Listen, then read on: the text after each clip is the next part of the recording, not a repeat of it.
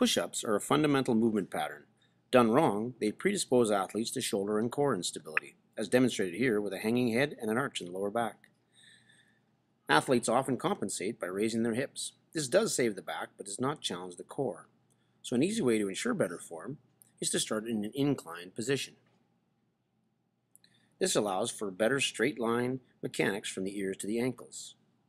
Changing or lowering the incline increases the difficulty. It should be noted that until athletes can maintain a straight line from their ears to their ankles, they should not progress the difficulty level. Note that the athlete on the right has a rounded upper back and shoulders. A great coaching tool is to place a wooden dowel the length of the spine to help this athlete feel the correct alignment.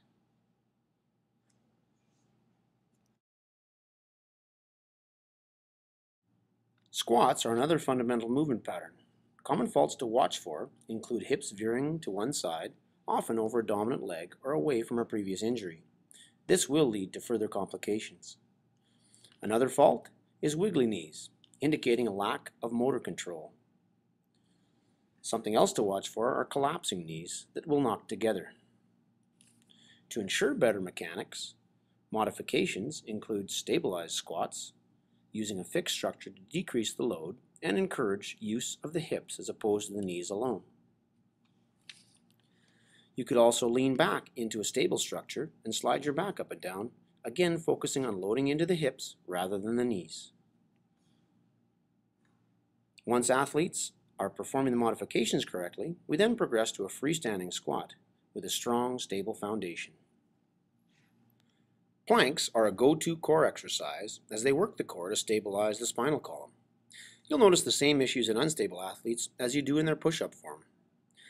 A simple solution is shortening the body length by working from the knees.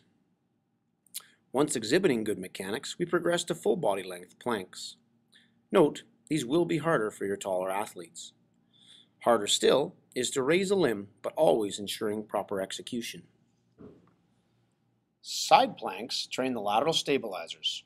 Form issues to note are head forward posture, saggy hips, or any general alignment faults, i.e., you should see straight lines from the front and the top views.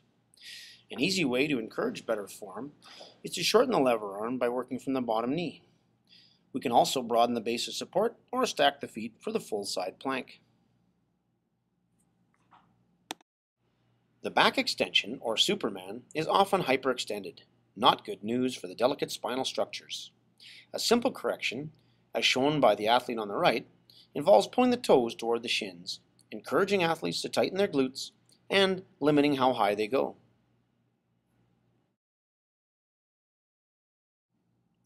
The back plank is a great exercise to train the oft-neglected muscles on the back side of the body, as long as we avoid hyperextending the spine. Again, by pulling the toes back toward the shins and tightening the glutes, we limit the potential for injury associated with this hyperextension. Advanced versions involve a simple leg raise or driving the knee toward the chest.